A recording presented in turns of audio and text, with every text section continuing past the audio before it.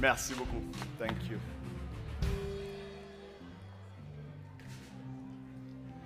Bon dimanche à tous. Est-ce que tout le monde va bien ce matin? Ça paraît qu'il y a de l'amour dans la place, non? 60 secondes se transforme en 40, en 1 minute, 2 minutes, 3 minutes. Avez-vous été bénis aujourd'hui par les bonnes adorations, louanges? Moi, j'ai été béni ce matin. J'aime adorer Dieu, j'aime venir ici pour ça. Quelle bénédiction de pouvoir adorer le Seigneur. Premier dimanche du mois de juin. Est-ce qu'il y a des personnes ici qui étaient présentes à la rencontre essentielle hier? Quelle bénédiction ça a été de faire notre première rencontre essentielle. Ça a été un temps extraordinaire dans la parole, dans la présence de Dieu. Les choses que Dieu a fait, ça a été exceptionnel. Et si vous l'avez manqué, partagez avec quelqu'un qui a été pour que vous voyez les bonnes choses que Dieu fait dans ces rencontres-là. La prochaine va avoir lieu fin septembre.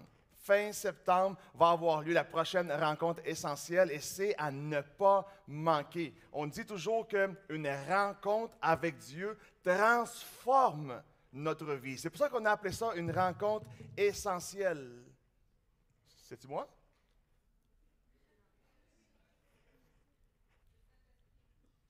Non, des fois c'est ta femme aussi. Des fois c'est ta femme aussi qui t'en arrête de toi qui te check.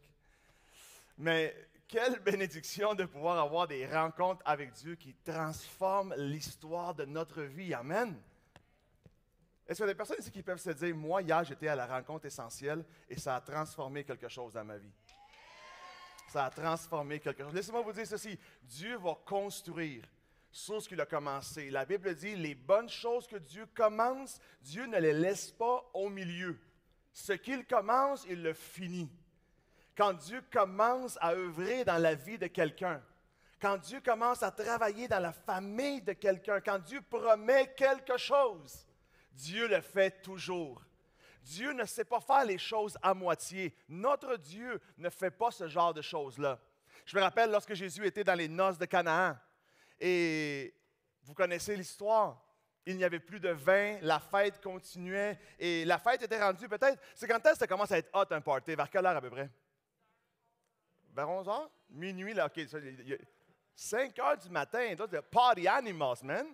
Ça, c'est des party animals. Moi, je me rappelle que quand on fête en famille, entre amis, ça commence à être cool vers, mettons, 11h30, minuit, dans ce coin-là. On va dire qu'il était minuit. Puis tout d'un coup, on dit, hey, le mariage est là, le party est là, le meilleur DJ vient d'embarquer, il n'y a plus rien à boire. Et il n'y avait plus rien à boire. Et les gens disaient, wow, il n'y a plus rien à boire. Il y a du monde qui pense qu'il n'y a rien à boire, le party est fini. Alors, qu'est-ce qu'ils ont fait? Ils ont été voir le Seigneur, puis c'est drôle, hein? C'est drôle qu'ils ont été voir Jésus. Comme ça, Seigneur, il n'y a rien à boire. Comme si lui travaillerait pour la SAC. Puis on dit, Seigneur, il n'y a rien à boire. Et on lui dit, amenez des barils d'eau. Et il fait le premier miracle. Le premier miracle de Jésus-Christ, c'est transformer l'eau en vin. Et il transforme l'eau en vin. Ça me laisse savoir quoi? Le premier miracle de Jésus me parle de célébration. Que notre Dieu est là pour qu'on puisse célébrer avec lui. Les gens commencent à boire ce vin-là et les gens disent, comment ça se fait que le vin que vous servez à minuit est meilleur que le vin que vous avez servi lors du souper? Quel insensé fait ça? Habituellement, lors du souper, on va servir un bon vin. Qu'est-ce qu'un bon vin? Un Cabernet Sauvignon peut-être? Cabernet Sauvignon, un Merlot, les fanatiques de vin. Un Pinot Noir. OK, un Pinot Noir. Il dit, vous autres, vous avez servi le vin maison en début de party et maintenant, vous servez le meilleur vin à la fin. Comment ça? Vous savez quelle est la réponse? Jésus ne sait pas faire des miracles à moitié. Jésus ne sait pas faire des miracles à moitié. Lorsque Dieu fait un miracle, le miracle est complet et le miracle est parfait. Ce qu'il commence, il va le finir. Le mois de juin, c'est le mois des miracles, Église essentielle. Premier dimanche du mois de juin, j'aimerais appeler ce mois-là, j'aimerais baptiser ce mois-ci le mois des miracles. Dans Luc, la Bible dit « Parce qu'il n'y a rien d'impossible pour Dieu ». C'est pour ça que j'ose croire, j'ose appeler le mois de juin le mois des miracles, où il n'y aura rien d'impossible pour toi, parce que Dieu est avec toi. Si tu es seul, si la seule ressource que tu as, c'est toi-même, tu as beaucoup d'impossibilités devant toi. Mais si Dieu est avec toi, il n'y a rien d'impossible pour toi. Il n'y a rien d'impossible si Dieu est avec toi. Dis avec moi, Dieu est avec moi. Alors il n'y aura rien d'impossible. Connaissez-vous Mohamed Ali? Connaissez-vous Mohamed, oui? Le grand boxeur. Il avait une fille. Sa fille s'appelait Leila Ali. Elle a entrepris une carrière de boxe. Et elle était très bonne. Pendant plusieurs années, elle a combattu. Elle avait même un record de 24 victoires, 0 défaites. Un jour, elle se retrouve dans un rematch parce qu'un de ses derniers combats, elle avait gagné très proche de presque perdre. Alors, il y a eu un rematch. Et quand ils ont fait ce rematch-là, dans le combat, elle se fait fendre l'œil. Et son œil commence à saigner. Et dans le round qui a suivi, elle se fait cogner à la même place. Et plus qu'elle se fait cogner, plus que ça saigne. Et tout d'un coup, elle mange un coup sur son nez, qui lui fend le nez. Et tout portait à croire qu'elle allait perdre le combat. Tout portait à croire qu'elle allait être KO. Mais tout d'un coup, elle se ressaisit. Et elle commence à combattre. Elle reprend le dessus. Et elle commence à puncher son adversaire. Et à la fin du combat, elle a la victoire. Et elle gagne. Lorsqu'on vient l'interviewer, à la fin du combat, on lui pose une question. Il lui dit « Hey Leila, tu étais sur le bord de perdre. Tu étais sur le bord de qu'on ait à lancer la serviette sur le ring. Sur le bord d'abandonner. Qu'est-ce qui s'est passé? » Elle a répondu ceci. Quand j'étais en train de perdre mon combat, quand j'étais en train de me faire battre, quand j'étais en train de vivre ces rounds difficiles, de manger des coups compliqués, je me suis rappelé qui était mon père. Je me suis rappelé que mon père, c'était Mohamed Ali. Je me suis rappelé que mon père avait combattu Fraser, il l'avait battu. Que mon père avait combattu les plus grands boxeur de son époque et il avait eu la victoire. Je me suis rappelé que mon père était le grand champion. Église, je ne sais pas ce que tu vis aujourd'hui, mais rappelle-toi qui est ton père. Rappelle-toi qui est ton Père céleste. Il a combattu la maladie et il a gagné. Il a combattu la pauvreté et il l'a gagné. Si tu as à te rappeler de quelqu'un aujourd'hui, rappelle-toi qui est ton Père. Pour qui rien n'est impossible. Pour qui personne ne l'a vaincu. On l'appelle le roi des rois. On l'appelle le Seigneur des seigneurs. On l'appelle le faiseur de miracles. Celui qui ressuscite les morts, celui qui guérit les malades, celui qui prospère les pauvres, celui qui ouvre un chemin là où il n'y en a pas, celui qui calme les tempêtes, celui qui peut marcher sur l'eau. Celui pour qui rien n'est impossible. Et à cause de cela, j'ose appeler le mois de juin le mois de mes miracles. Le mois de mes miracles. Que le mois de juin soit pour toi, Église, le mois le plus important jusqu'à maintenant. Que tu puisses dire en 2023, jusqu'à maintenant, jusqu'au mois de mai, j'ai vécu des bonnes choses, des choses un peu compliquées, j'ai eu des victoires, j'ai eu des défaites, mais le mois de juin va être le meilleur mois jusqu'à maintenant. Je vous le déclare en tout cas. Je ne sais pas qu'est-ce que vous êtes venu chercher ce matin. J'espère que quelqu'un saisit la parole. J'espère que quelqu'un saisit la parole. Des fois, on se dit, quand est-ce que ça va se passer, Seigneur? Quand est-ce que le miracle va arriver? Pourquoi pas durant le mois de juin? On est rendu quoi? Le 4 juin, il nous reste 26 journées. 26 journées, vivre par la foi. Regarder à mon Père. Savoir qui est mon Père. Peu importe le combat. Peu importe comment ça peut fesser fort dans ta vie. Rappelle-toi qui est ton Père. Et pour qui rien n'est impossible. Aujourd'hui, j'aimerais partager sur un message que j'ai intitulé Vision 2020. Comment ça s'appelle? Vision 2020. Vous savez quoi? Lorsqu'on va passer un examen de la vue, Le ratio le plus haut de perfection de vue, c'est avoir 20 sur 20. On te fait regarder dans différentes loupes, on te fait regarder dans différentes choses, la différence des grandeurs, les mots, les lettres, les chiffres, etc. Vous savez de quoi je parle? Tout le monde a déjà passé un examen? Lorsque les réponses sont parfaites, lorsque le W n'est pas un M, lorsque le R n'est pas un W, on dit que tu as une vision parfaite. On dit que tu as une vision 20 sur 20. Ce que Dieu désire de nous, c'est qu'on puisse avoir une vision 20 sur 20. Qu'on puisse avoir une direction claire. Savoir qu'est-ce que je suis en train de construire dans la vie et vers où je m'en vais. Et j'aimerais appuyer le message d'aujourd'hui sur une histoire qui se produit dans Nombre 13, verset 25 au verset 30. Êtes-vous prêts? Dis à la personne à côté de toi, tu vas aimer le message ce matin. Dis à la personne de l'autre côté, ça va être vraiment bon. Écoute avec attention.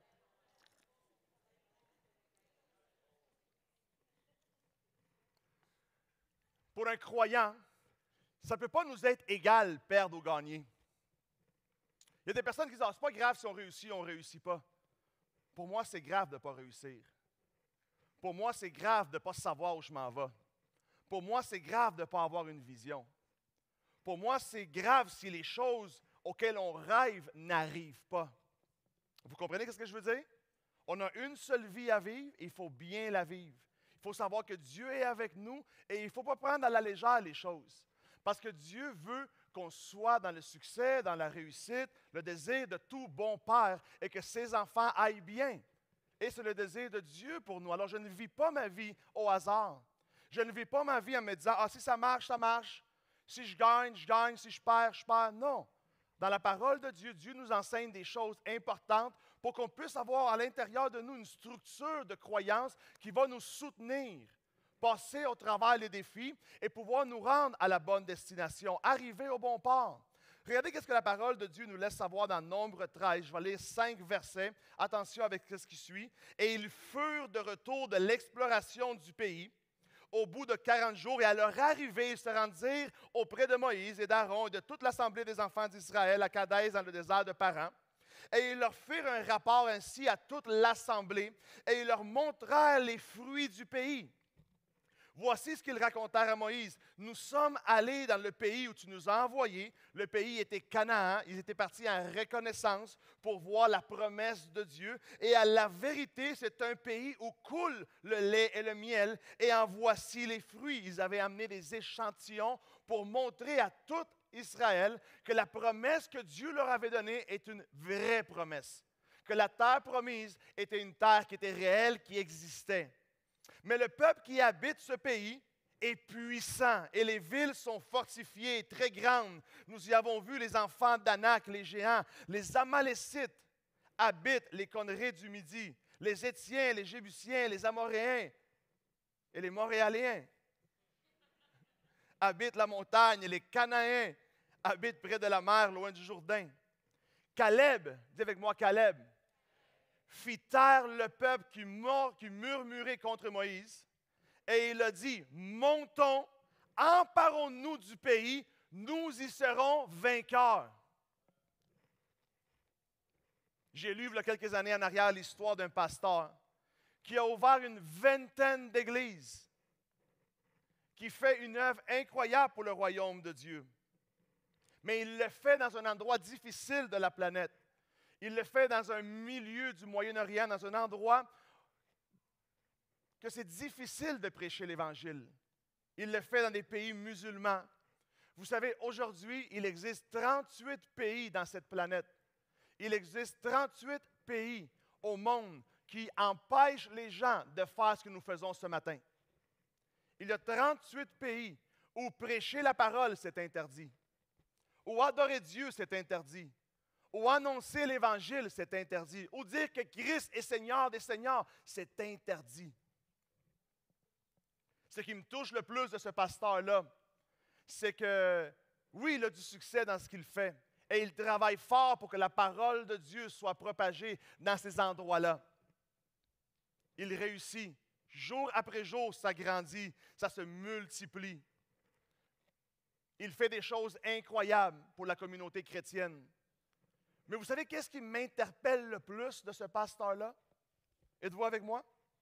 Vous savez qu'est-ce qui m'interpelle le plus? C'est que ce pasteur-là est aveugle. Cet homme-là qui construit cette œuvre-là incroyable est aveugle. Ça me donne une leçon immense. Ça me donne une grande leçon. Ça me laisse savoir qu'il y a des personnes qui ont la vue, mais qui n'ont pas de vision. Et ça me laisse savoir qu'il y en a d'autres qui n'ont peut-être pas de vue, qui sont aveugles, mais qui sont capables d'avoir une vision. Cet homme-là, malgré ses limitations, il a besoin d'un traducteur parce qu'il est dans une nation où il ne parle pas la langue.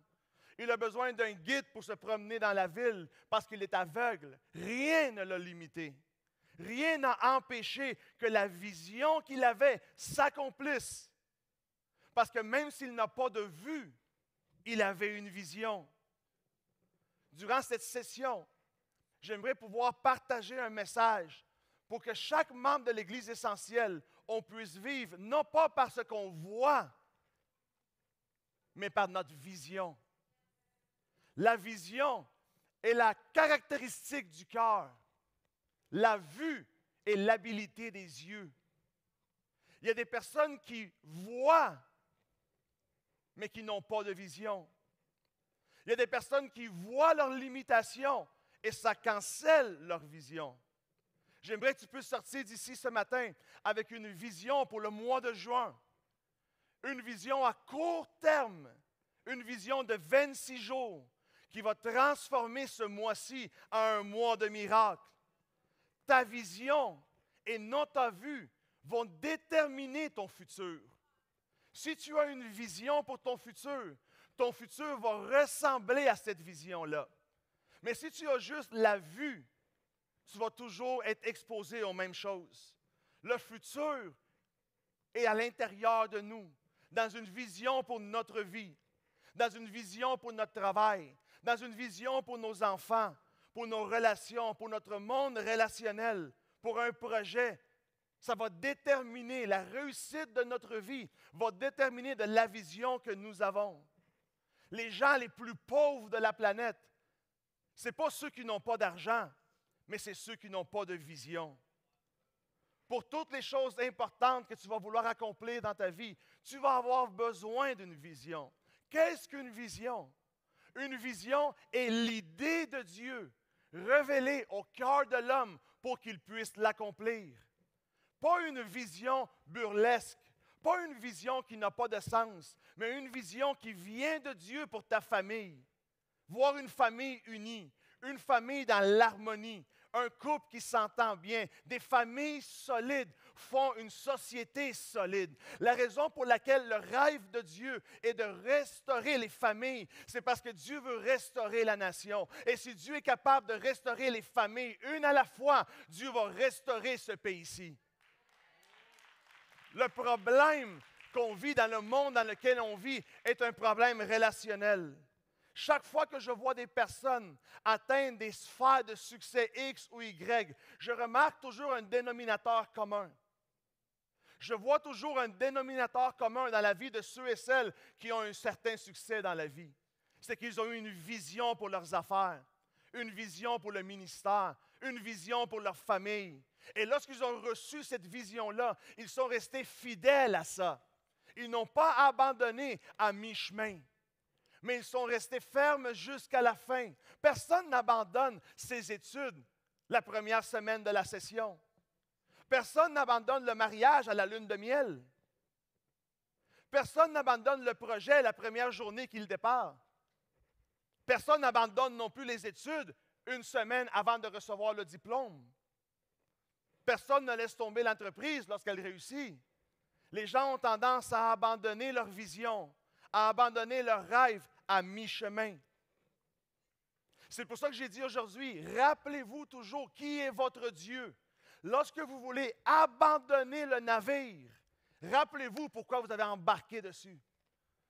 Lorsque tu veux abandonner la promesse, rappelle-toi le jour où tu l'as saisie. Lorsque tu veux abandonner ta démarche, rappelle-toi pourquoi tu as commencé. Un homme qui n'a pas de vision va toujours vivre dans son passé.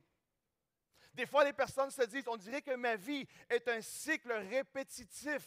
Les mêmes choses arrivent une après l'autre, les saisons se répètent, il n'y a rien qui change. Pourquoi rien ne change? Parce qu'on n'a pas une nouvelle vision. Parce qu'on vit par notre vue et non par la vision qu'on a.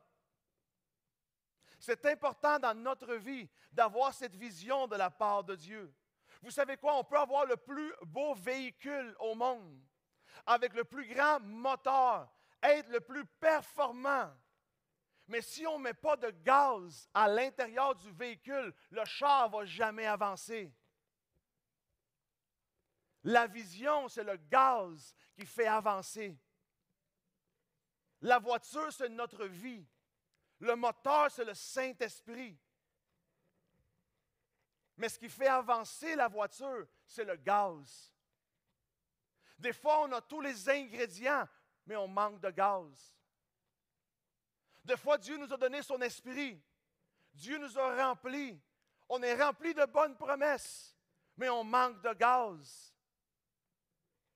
On vit parce qu'on voit, au lieu de vivre parce qu'on reçoit. Tous les hommes, les femmes, ont besoin d'avoir une vision pour pouvoir avancer. La Bible dit ceci, écris la vision dans Zacharie.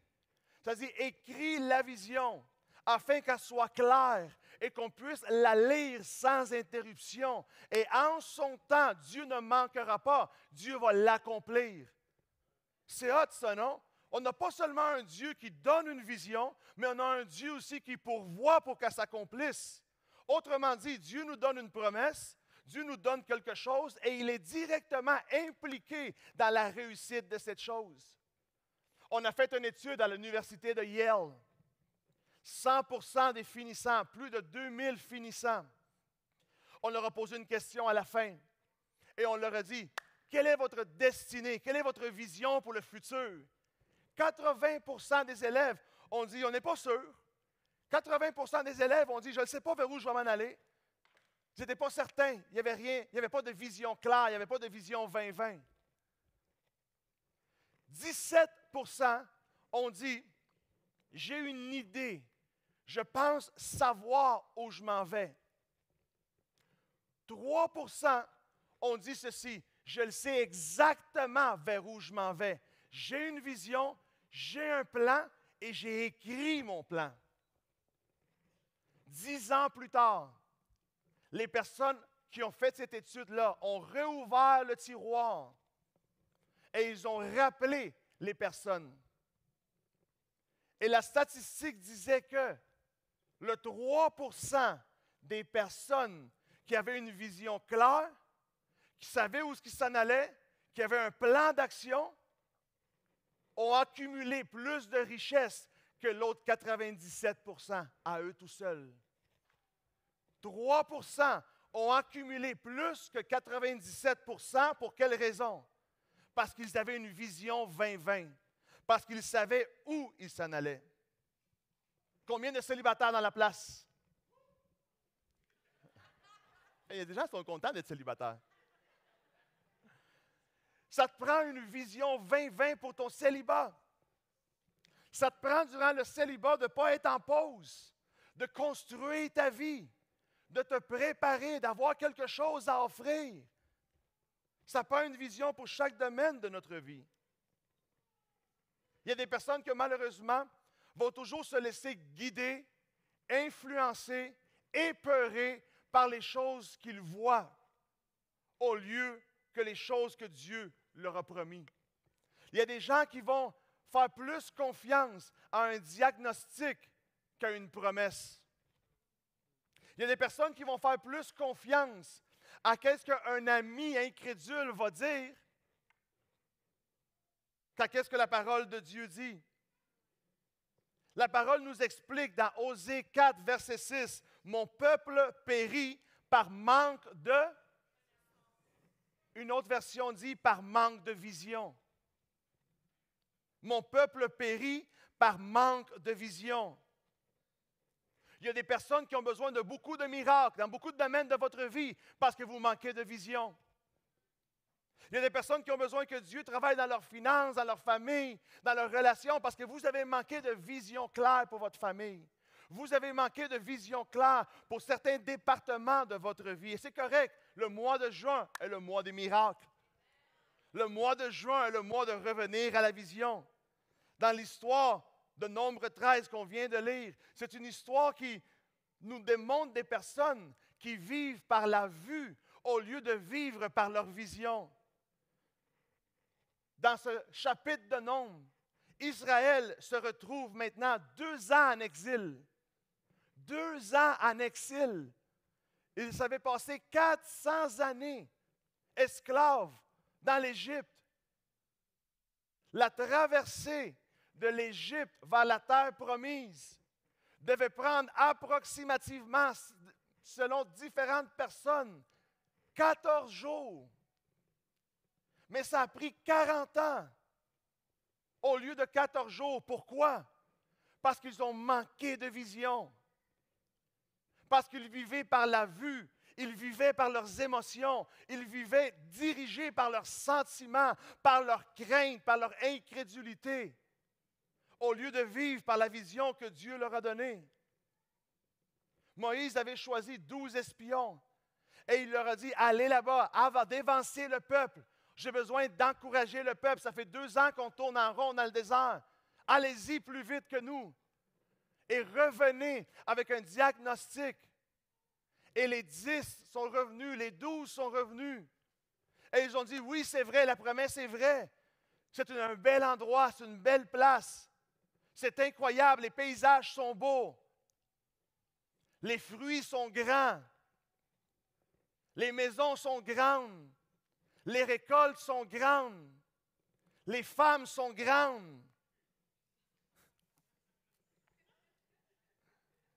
Comment savoir si je suis en train de vivre par la vue ou si je vis par une vision?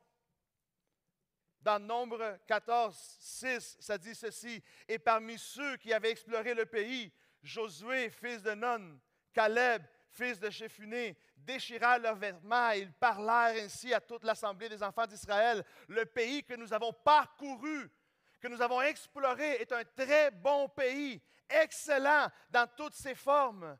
Et si l'Éternel nous est favorable, il nous mènera dans ce pays, il nous le donnera. Et ce pays est un pays où coule le lait et le miel. Ça veut dire que c'est un pays plein de bénédictions.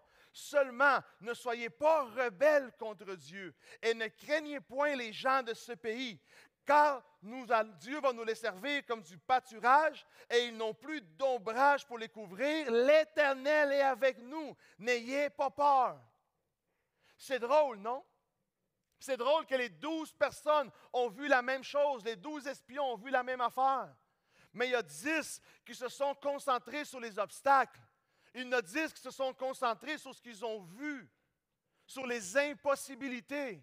C'est pour ça que j'ai commencé le message en te disant, c'est un mois de miracles, mais les miracles vont uniquement se produire si on regarde à notre Père, si on regarde celui pour qui rien n'est impossible. Ces hommes-là s'étaient disqualifiés. Quelle tristesse! Quelle mauvaise vie d'avoir un Dieu avec tellement de promesses, avec tellement de potentiel. Dieu qui croit en nous, Dieu qui nous a créés pour être la tête et non la queue, pour être en haut et non en bas, et vivre une vie médiocre, avoir tellement de promesses et rien s'accomplit. Quelle tristesse! Vous savez, pour moi, qui sont les personnes les plus tristes de la Bible? C'est les pharisiens. Ils marchaient avec Jésus. Ils ont vu les miracles. Ils étaient dans les premières rangées. Mais ils ont passé à côté. Le Fils de Dieu, Dieu lui-même, marchait sur terre à côté de eux. Ils l'attendaient. Ils l'étudiaient. Ils connaissaient les prophéties sur lui. Et quand il est venu, ils ne l'ont pas discerné. Ils ne l'ont pas reconnu. Quel dommage que Dieu nous fait des promesses et on pense que ce n'est pas pour nous, parce qu'on a peur. Quel dommage d'avoir des paroles incroyables dans la promesse, dans la parole de Dieu, et avoir peur et ne pas rentrer dans ces vérités-là, parce qu'on a des craintes. Ces gens-là, ces 10-là, l'histoire finie, j'avance un peu plus vite, l'histoire finie, ils n'ont jamais rentré. Ils sont morts. Ils ont passé à côté. Il y avait tout le potentiel pour régner, pour posséder la terre. La Bible dit, tu vas pas, tout ce qui va toucher la plante de ton pied va t'appartenir. C'est un verset avec 2 avenues, c'est réel. Tout ce qui va toucher la plante de ton pied va t'appartenir. Si tu magasines une maison, va visiter la maison. Mets tes pieds dedans et dire, Seigneur, peut-être aujourd'hui, moi je fais ça avec ma femme. J'ai fait ça, tu te rappelles, chérie? On magasinait notre maison, puis je l'ai amenée dans une belle maison. Une maison incroyable. Mais je n'avais pas l'argent pour l'acheter. Après, on a acheté une plus petite, tu te rappelles? Puis Laura me dit, je ne comprends pas. Tu me fais visiter celle-là, mais tu achètes celle-là. Je dis, chérie, tu ne comprends pas. La Bible dit, tout ce qui touche la plante de ton pied est appelé à t'appartenir. Si tu as la foi pour, si tu as la vision pour.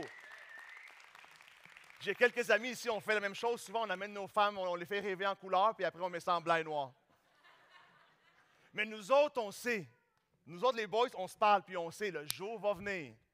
Le jour va venir que là où j'ai mis la plante de mes pieds, ça va m'appartenir. Les 10 espions, les 12 espions ont mis leurs pieds sur la terre promise, mais leur crainte les a disqualifiés. Maintenant, la Bible dit, Dieu nous a donné un esprit, pas de crainte, mais un esprit de puissance.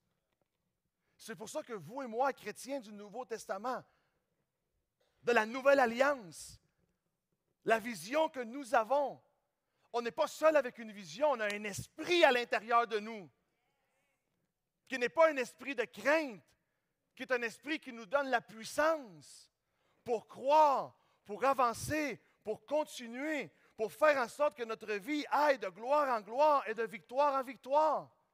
La vue focalise toujours sur le problème, mais la vision focalise sur la promesse. La vue est toujours en train de regarder au problème, mais quelqu'un qui a une vision regarde aux opportunités. La vue te paralyse. Ta vision te mobilise. La vue te paralyse, mais ta vision te mobilise. T'aide à oser croire. Si Dieu me l'a promis, c'est pour moi. Je ne vais pas passer à côté.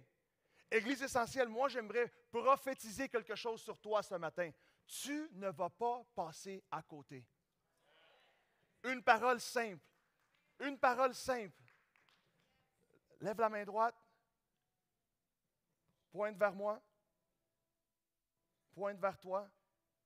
Et dis ceci, je ne vais pas passer à côté. Tout ce que Dieu m'a promis va s'accomplir. Une vision sans action, c'est de l'hallucination. Une vision sans action, c'est de l'hallucination. La Bible dit, la foi sans action est une foi morte. La foi, s'il n'y a pas une action, quelle est l'action de la foi? De croire en Dieu. Quelle est l'action à poser? Croire en Dieu. Avoir une vision, avoir un plan d'action, croire, travailler, savoir que Dieu est avec nous, pour nous. Que plus grand est celui qui est à l'intérieur de moi que celui qui est à l'extérieur. Qu'aucune arme forgée contre moi ne va prospérer. Attention, ça ne dit pas que tu ne vas pas avoir des armes forgées contre toi. Ça dit juste qu'elles ne vont pas prospérer. Ça me laisse savoir quoi? Que quelqu'un qui a une grande vision va affronter des grands obstacles, des grandes impossibilités, des grandes murailles. Mais toutes ces choses-là ne peuvent pas tenir devant toi. Toutes ces choses-là sont appelées à tomber. Je ne sais pas s'il y a des personnes ici qu'un jour vous avez eu une vision pour votre vie. Un jour vous avez une vision pour votre travail, une vision pour votre famille, pour votre ministère, un projet. Et malheureusement, vous avez abandonné à un moment donné du processus. Laissez-moi vous dire ceci. Ma prière est que, à la fin de ce service, tu récupères les visions que Dieu t'a données. Si tu as encore de l'oxygène, si tu as encore un peu d'air qui rentre dans tes poumons, il n'est pas trop tard encore.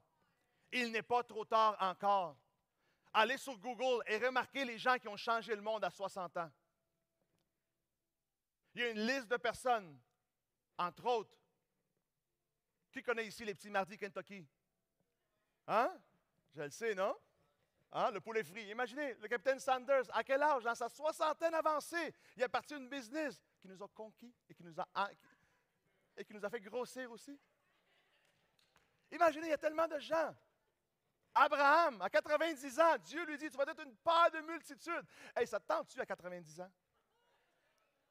Ça, moi, à 90 ans, là, je vais mal tirer ma révérence. Là. À 90 ans, tu vas être Dieu l'a embarqué dans un méga projet à 90 ans. Hey, à l'époque, il n'y avait même pas de Viagra dans ce temps-là. C'était quoi les possibilités que ça marche? Rien n'est impossible pour Dieu. La seule probabilité, c'est de dire rien n'est impossible pour mon Dieu. Rien n'est impossible. La vue regarde au présent, mais la vision regarde à mon futur. Une vision claire de notre futur. Les gens qui vivent par la vue sont limités par leurs circonstances. Mais les personnes de vision sont conscients qu'il y a des réalités, mais ils savent qu'elles ne vont pas durer. Parce qu'ils font équipe avec Dieu. Parce qu'ils font équipe avec ceux pour qui rien n'est impossible. Les 10 espions, eux autres, ont oublié cette portion-là. Et parce qu'ils ont oublié qu'ils faisaient équipe avec Dieu, ils ont manqué les bénéfices de ça. Mais Josué et Caleb se sont toujours rappelés, Dieu est avec nous. Dieu est pour nous. Dieu va nous donner la victoire, on va conquérir, ça va se passer, ça va se produire. Et ils ont conquis, et ils ont possédé. La vue va toujours marcher par la logique. Ta vision va toujours impliquer ta foi. La vue des espions disait c'est impossible. Mais la vision de Caleb et Josué disait rien n'est impossible pour Dieu. Es-tu un Josué ou un Caleb? Ou tu es dans l'équipe des 10 espions? La foi n'est pas une promesse que ça va être facile. La foi est la conviction que c'est possible.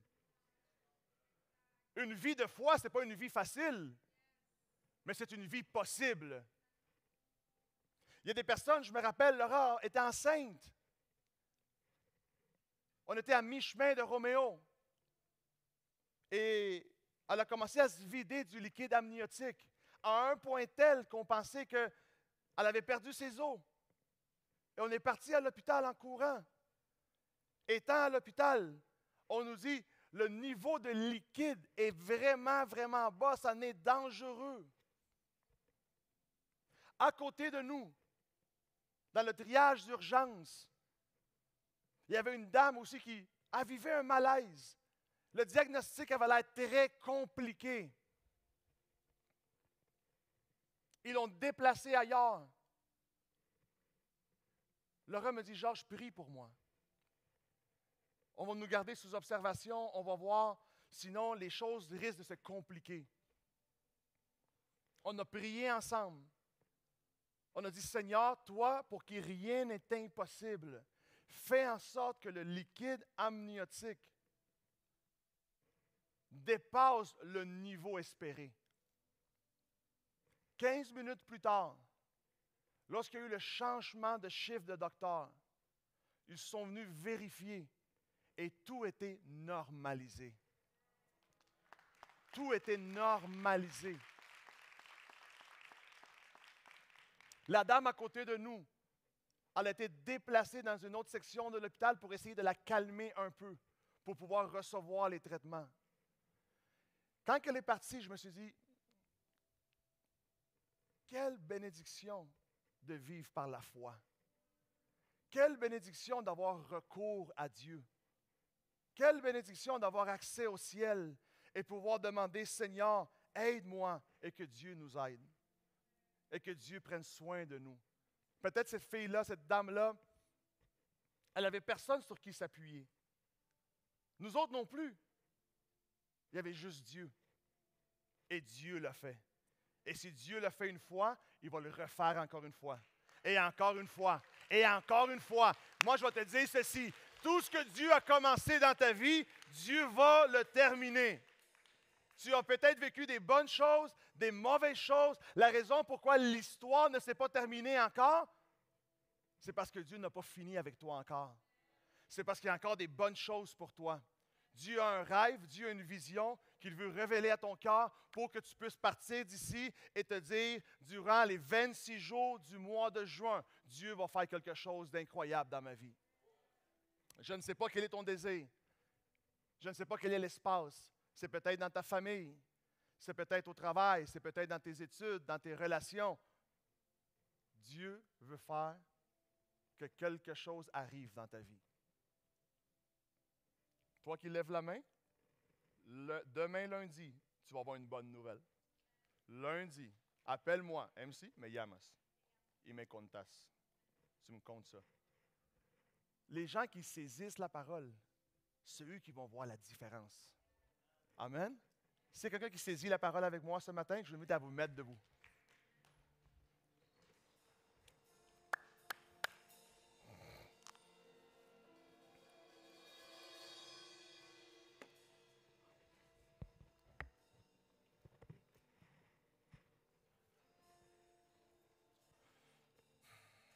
Vous savez pourquoi, avant de faire le miracle, ça prend un message pour qu'on puisse renouveler nos pensées et nous créer de l'espace.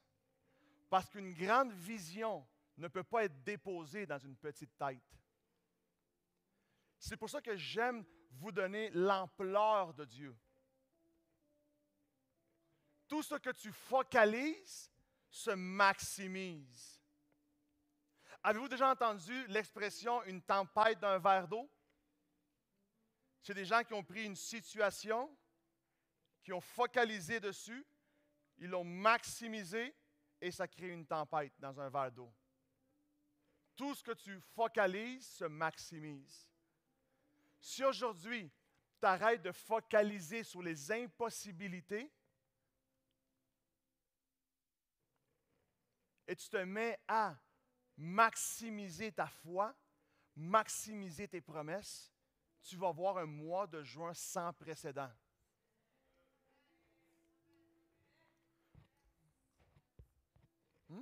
Un défi pour vous, Église. Que ce mois-ci soit le mois le plus significatif jusqu'à aujourd'hui. Engage-toi avec ça. Engage-toi avec Dieu. Que chaque jour soit pour toi un moment incroyable. Que chaque jour, tu puisses faire de ce mois-ci un mois de miracle, un mois où Dieu va faire des grandes choses. Est-ce qu'il y en a qui le croient avec moi? Voir l'impossible devenir possible. Voir les choses qui ne marchent pas. Croire dans l'incroyable. Voir l'impossible arriver. Que ton futur va être glorieux. Que des bonnes choses vont se produire. Que je ne vais pas faire partie de la clique des 10 espions, mais je vais faire partie de l'équipe de Josué et de Caleb. Qu'au lieu de maximiser les problèmes, ils ont maximisé leur Dieu. Commence à parler avec le Seigneur pendant quelques instants. Et dis-lui, Seigneur, moi, je veux que ce mois-ci, que le mois de juin, soit un mois, Seigneur, de miracles pour moi. Un mois de voir des choses glorieuses se produire. Un mois, Seigneur, où je vais récolter mes meilleurs fruits, où je vais récolter mes meilleurs résultats au travail, où, Seigneur, tout ce qui est difficile, Père, tu vas amener une solution miraculeuse. Un mois où les familles sont restaurées. Parle avec Dieu pendant quelques instants.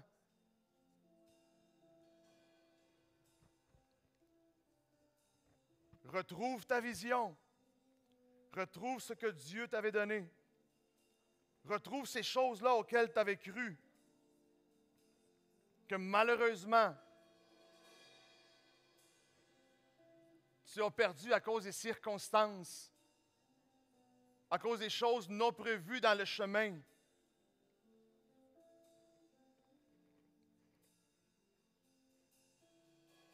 Seigneur, en ton nom, nous te demandons que ce mois de juin soit un mois incomparable à ce jour.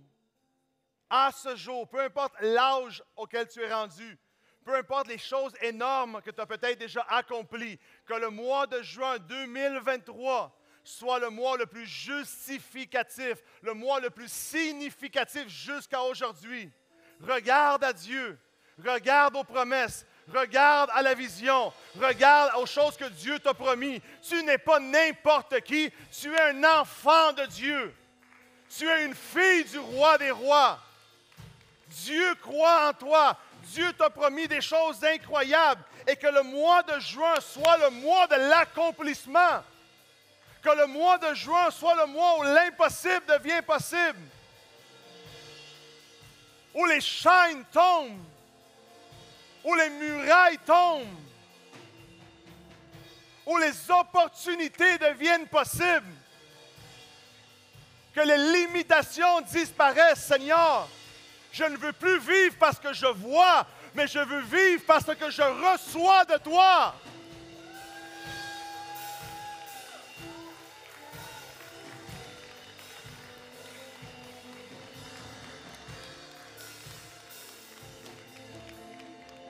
Je te lance un défi.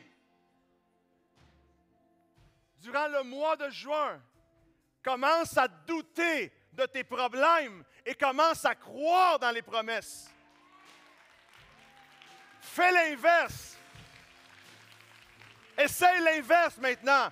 Trop longtemps, on a douté des promesses. Maintenant, commençons à douter de nos problèmes. Essayons une formule différente pendant un mois. Et voyons Dieu agir, voyons Dieu guérir, voyons Dieu répondre, voyons Dieu ouvrir des portes, voyons Dieu faire ce que Dieu sait faire. Que Dieu soit Dieu. Au nom de Jésus.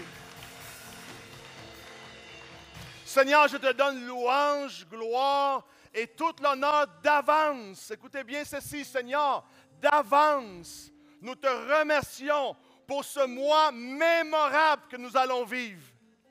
Un mois rempli de ta présence, rempli de victoires, rempli de bénédictions, rempli de bonnes nouvelles, de nouvelles opportunités, de nouvelles visions, de nouveaux rêves, de nouvelles idées. Seigneur, nous te remercions pour le succès de nos enfants, Seigneur. Nous te remercions pour le succès dans nos projets. Nous te remercions, Seigneur, parce que tout ce qui est important pour moi est important pour toi. Peu importe ce que les autres disent de toi, Dieu t'appelle à être un vainqueur. Dieu t'appelle à recevoir tout ce qu'il t'a promis. Si Dieu l'a promis, la réponse pour toi, c'est oui et amen. La réponse de Dieu pour toi, c'est oui et amen.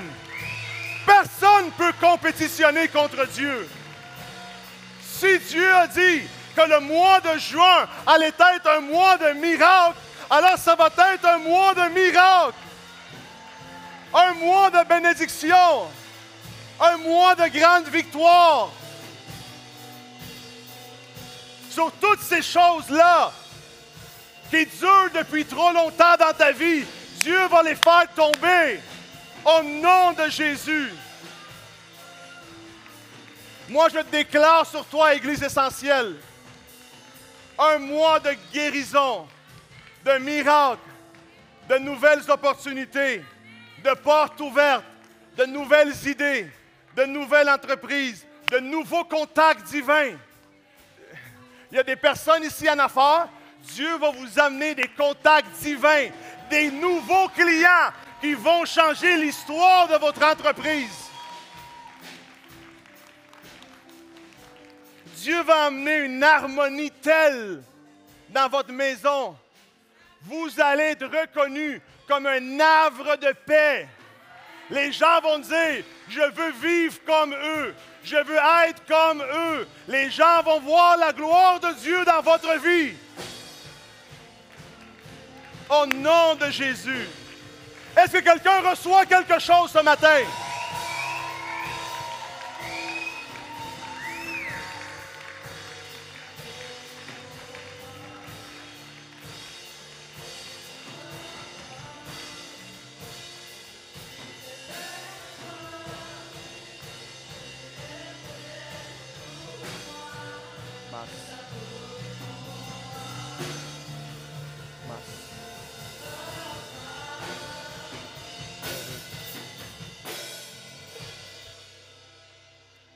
Si quelqu'un est ici pour la première fois aujourd'hui, premièrement, je m'excuse pour mes cris.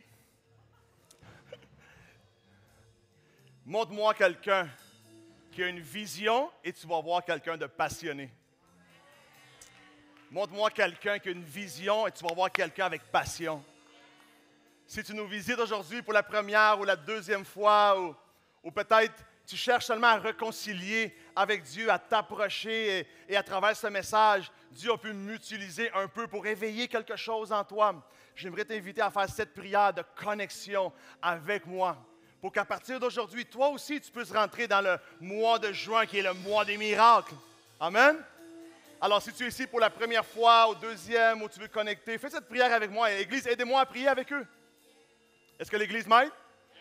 On va dire ceci, Seigneur Jésus. Ce matin, je veux rentrer dans la vision que tu as pour moi. Je veux reconnecter avec toi. Je fais de toi le Seigneur de ma vie, mon Sauveur. Qu'à partir d'aujourd'hui, je puisse vivre la vie que tu m'as préparée et que je sois réconcilié avec Dieu. Que la distance s'efface et qu'une relation excitante commence avec Dieu. Au nom de Jésus. Amen. Et Amen. Est-ce qu'on peut donner une main d'applaudissement à ceux qui ont fait la prière pour la première fois? Pour vous qui avez fait la prière, quel privilège de vous avoir parmi vous ce matin. J'espère que notre foi est contagieuse. La première chose que tu pourrais faire, ça serait de remplir ce petit carton-là, connexion, il y a un code barre. Ou sinon, nous visiter à l'extérieur. On a préparé un cadeau, il y a un comptoir connexion à l'extérieur où on veut toujours honorer les personnes qui nous visitent pour la première fois. Merci de vous être déplacés en ce dimanche matin. Et la deuxième chose que vous pouvez faire, c'est reviens dimanche prochain. Dieu a quelque chose de glorieux pour toi et Dieu veut rajouter. Et pour les miracles que tu vas avoir reçus cette semaine, viens remercier le Seigneur un peu afin qu'il rajoute plus dans ta vie. Amen. Église, je vous souhaite une excellente semaine. Une semaine remplie de Dieu, remplie de la vision de Dieu, des miracles. Le mois de juin, un mois de miracles. Amen. Est-ce que quelqu'un croit avec moi? C'est quoi la première chanson qu'on a chantée? La première. Hein? Go. On va finir avec une chanson de célébration un peu, non? Êtes-vous avec moi? 4 minutes. Let's go.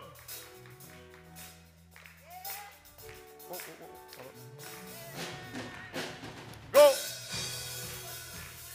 Woo! Allez, Église! Est-ce qu'on peut voir vos mains? Oh!